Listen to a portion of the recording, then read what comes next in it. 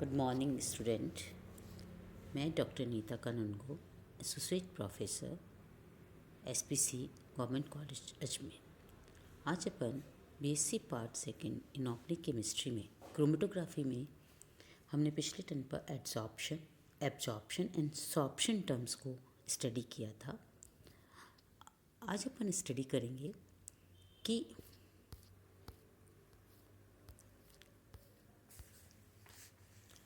यदि चारकोल को hydrogen gas के संपर्क में लाया जाए तो सर्वप्रथम हाइड्रोजन गैस चारकोल की सतह पर एब्जॉर्ब होती है।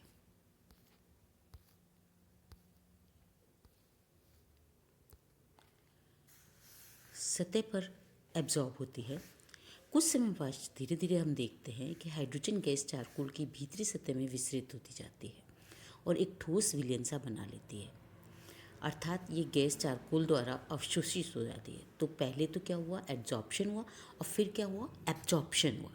तो एड्जॉर्प्शन और एब्जॉर्प्शन एक साथ संपन्न होता है, जो कि डायग्राम में दिखाया है कि बी पार्ट पर।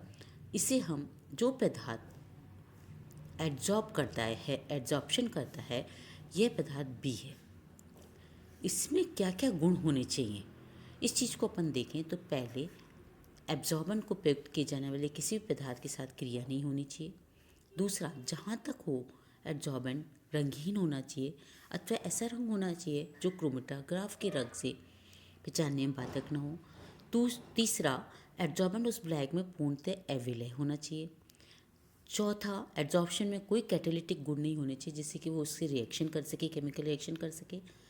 छठा, यह पदार्थ चूर्ण अवस्था में होना चाहिए, ना तो सॉलिड ना वो, और बहुत ज़्यादा महीन चूर्ण भी नहीं होना चाहिए। ये सब गुण एब्जॉर्बेंट में होने चाहिए जो एक फेवरेबल रहते हैं क्रोमेटोग्राफी कराने में। इसके बाद होता है कि एब्जॉर्बेंट में अधिकांशतः होते हैं ऑक्साइड, हाइड्रोक्साइड, लवण होते हैं। अधिशोषित होने वाले पदार्थ अधिकतर पोलर होते हैं या पोलर होने योग्य होते हैं। अधिशोषित पदार्थ में इनके बीच में एक इलेक्ट्रोस्टैटिक अट्रैक्शन से ये जुड़ते हैं, इसलिए किसी भी क्रिस्टल के जालक में आयन में इस प्रकार के बंधन द्वारा ये परस्पर बंधे रहते हैं। इसी कारण अधिशोषण के पदार्थ के कोने, किनारे, दरारें आदि सक्रिय केंद्र होते हैं जहाँ मुक्त आयन विद्यमान होते हैं। इस कारण किसी पदार्थ का एड्जॉर्प्शन सक्रियता उसकी कठोरता के माप के अनुरूप होती है, क्योंकि पदार्थ की कठोरता उनके जालक बलों के अनुरूप होती है। तो स्ट्रेन ने 1942 में कुछ सामान्य अधिशोषकों की बढ़ती हुई अधिशोषण सामर्थ्य को क्रम दिया, जो कि दिखाया हुआ है कि इसमें सबसे ज़्यादा जो है नीचे वाला है सक्रियत मैग्नीशिया और सबसे कम है सुक्रोज और स्टार्च। बढ़ती हुई अधिशोषण क्षमता में है sucrose, starch, insulin, magnesium citrate, talc, sodium carbonate, potassium carbonate, calcium carbonate, calcium sulphate, phosphate, magnesium carbonate, magnesia, सक्रियत सिलिका आदि।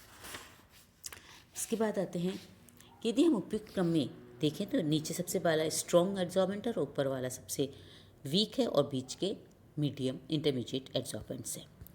इसके बाद आते हैं कि उसके बाद कुछ और भी एड्जॉर्बेंट दिए गए, जिसमें है calcium oxide, calcium fluoride, alumina, chromium trioxide, क्षारीय एल्यूमिनियम ऑक्साइड, अम्लीय एल्यूमिनियम ऑक्साइड, फ्लोरिडीन, फ्रैंकोनाइट, सक्रिय चारकोल। यह बढ़ती हुई अधिशोषण क्षमता के आधार पर होते हैं। इस तरह से इसमें या तो एक स्थिर वैद्युत आकर्षण बल के द्वारा ये बंध बनाते हैं, या फिर इसमें कई बार हाइड्रोजन बॉन्ड से भी ये एक दूसरे पे से जुड़ते हैं। एड्जॉर्बेंट पर अधिशोषित होते हैं, तो पर हाइड्रोजन बॉन्ड से जब होते हैं तो वे पदार्थ इंटरमॉलिकुलर या इंटरमॉलिकुलर हाइड्रोजन बॉन्डिंग से जुड़े होते हैं। इसमें सिलिका जेल है, एल्यूमिना आदि से कम मजबूती से जुड़ते हैं। और यदि ऐसे समाई जो अंतरा आणविक हाइड्रोजन बंध बना सकते हैं, वे अधिक मजबूती से अधिशोषित होते हैं। आजकल व्यापारिक स्तर पर कई अधिशोषक उपलब्ध हैं जो विभिन्न कंपनियों द्वारा बनाए जाते हैं। सिलिका जेल है, एल्यूमिना, ये बहुत ज़्यादा यूज़ होता है। मैग्नीशियम सिलिकेट है, कैल्शियम सिलिकेट है, हाइड्रोक्सी एपेटाइट है, सेल्यूलोज है, एसिटिल सेल्यूलोज है, विभिन्न आयन विनिमयक आदि इस प्रकार के अधिशोषक हैं। अब इस स्टेप के बाद आता है इल्यूएंट एंड इल्यूशन, निक्षालक एवं निक्षालन। ये भी एक बहुत इंपॉर्टेंट क्रोमेटोग्राफी में टॉपिक रह जाता है कि कौन सा सॉल्वेंट इसमें यूज़ किया जाता है। अधिशोषण के उपरांत निक्षालन द्वारा अधिशोषित पदार्थ को अधिशोषक से पृथक, जब एब्जॉर्बेंट पे चिपक जाएंगे, वो एब्जॉर्ब हो जाएंगे, तो उसको पृथक करने के लिए उसको शुद्ध विलायक से गुजारा जाता है। इसमें शुद्ध पदार्थ अथवा मिश्रण के विभिन्न अवयव विलयन के रूप में हमें नीचे प्राप्त हो जाते हैं। उन्हें शुद्ध पदार्थों को पृथक कर लिया जाता है। अधिशोषित पदार्थ को शुद्ध विलायक को गुजारने की प्रक्रिया इल्यूशन कहलाती है और वह प्रयुक्त किया हुआ विलायक इल्यूएंट कहलाता है। वॉल्बेन ने विभिन्न विलायकों की उनकी इल्यूवेटिव पावर के बढ़ते हुए क्रम में व्यवस्थित किया और इसे इलियोट्रोपिक सीरीज भी कहा जाता है। इसमें ये सॉल्वेंट्स हैं जो मोस्टली यूज़ होते हैं: n pentane, petroleum ether, n hexane, n heptane, cyclohexane, carbon tetrachloride, trichloroethylene, benzene, methylene dichloride, chloroform, diethyl ether, ethyl acetate, pyridine, acetone, n propanol, methanol और जल। सबसे ज़्यादा जल की इलेक्ट्रिक प्रॉपर्टी है और सबसे कम एन पेंटेन की है, बढ़ती हुई इलेक्ट्रिक शक्ति है। इसी तरह से दूसरे एलियोपेटिक श्रेणी में जो और दिए गए हैं उनमें है petroleum ether, carbon tetrachloride, cyclohexane, carbon disulphide, diethyl ether, acetone, benzene, टॉलिन, कार्बनिक अम्ल के एस्टर, एल्कोहल, जल, कार्बनिक अम्ल। मोस्टली कार्बनिक अम्ल काफ़ी यूज़ किए जाते हैं, जल भी होता है, एल्कोहल में भी क्रोमेटोग्राफिक सेपरेशन में यूज़ किए जाते हैं। सामान्यतः कई बार क्या होता है, एक विलायक पदार्थ का विलयन ही बनाया जाता है, पर कई बार ये देखा गया है कि पोलर के अंदर नॉन पोलर मिला के और नॉन पोलर में पोलर सॉल्वेंट मिलाकर भी इल्यूशन को जो है वो बढ़ाया जा सकता है। इसमें जैसे उदाहरण के तौर पर जैसे इंडोफिनोल, इसमें हम उदाहरण के तौर पे ये कह सकते हैं कि हम जैसे बेंजीन के सॉल्यूशन में पेट्रोलियम ईथर की तुलना में बेंजीन की बढ़ती हुई इलेक्ट्रिक क्षमता 10-20-50% के साथ होती है।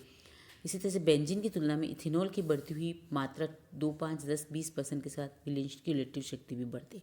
यानी इनको इनके साथ मिला दिया जाए 10%, 20%, 50%, तो इन सॉल्वेंट्स को बढ़ाने से इनकी इलेक्ट्रिक प्रॉपर्टी बढ़ जाती है। इसका कारण ये है कि इसमें क्या होता है, कई बार पोलर सबस्ट्रेट भी होता है और नॉन पोलर भी होता है, तो वो दोनों ही उससे रिमूव किए जा सकते हैं। ध्रुवीय विलायकों में सामान्यतः हाइड्रोजन बंध बनाने की क्षमता होती है, तो ये जल के विणुओं के साथ दुर्बल बंध बना लेते हैं। इन्हें हम हाइड्रोफिलिक सॉल्वेंट कहते हैं। इसके विपरीत अध्रुवीय विलायक हाइड्रोजन बंध बनाने में समर्थ नहीं होते हैं और ये जल अणुओं के साथ बंध नहीं बनाते हैं। इन्हें हम हाइड्रोफोबिक सॉल्वेंट भी, जल विरोधी विलायक भी कहा जाता है। तो इस तरह से इन इलिट्स को हम अलग अलग कर सकते हैं।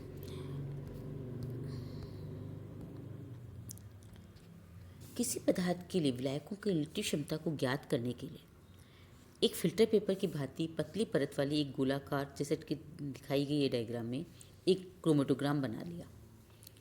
गोलोग्राम क्रोमेटोग्राम बनता है। मिश्रण के विलयन की कुछ सेंटीमीटर दूरी पर एक एक बूंद डाल दी। उसके बाद जब ये बूंदें सूख जाती है तो प्रत्येक बूंद के बीच में हमने अलग अलग इल्यूएंट के केश भरी नलियों से उन पर डाल दिया। विलायक धीरे धीरे विस्तृत होकर उस बिंदु के चारों तरफ गोलाई में फैलेगा। उस पदार्थ में जिस विलायक की इलेक्ट्रिक शक्ति जितनी अधिक होगी उतनी ही स्पष्ट वलयें उनमें बनती जाएंगी, और जिस विलायक की जितनी अधिक स्पष्ट वलयें बनेंगी उस मिश्रण के पृथक्करण करने की क्षमता भी उस विलायक में सबसे ज़्यादा होगी। जैसे डायग्राम में देखा है कि अपने इंडोफिनॉल, सुडोन लाल जी तथा बटर पीले रंजक के मिश्रण को पृथक करने के लिए बेंजीन सबसे उच्चतम विलायक है, क्योंकि बेंजीन में आप देखिए 3 रिंग बिल्कुल क्लियर कट रिंग बन रही हैं, तो उससे हम इजीली उसको सेपरेट कर सकते हैं। तो ये था क्रोमेटोग्राफी में अपन देखते हैं कि अपन ने पहले उसमें देखा था कि किस तरह का एड्सॉर्बेंट होना चाहिए।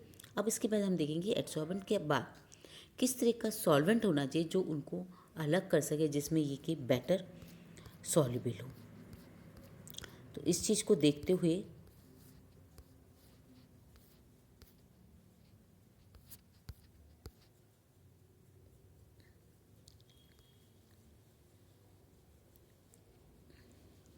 हमने को सॉल्वेंट और क्रोमेटोग्राम को हम अलग कर सकते हैं। नेक्स्ट में पढ़ेंगे अपन पेपर क्रोमेटोग्राफी। Thank you.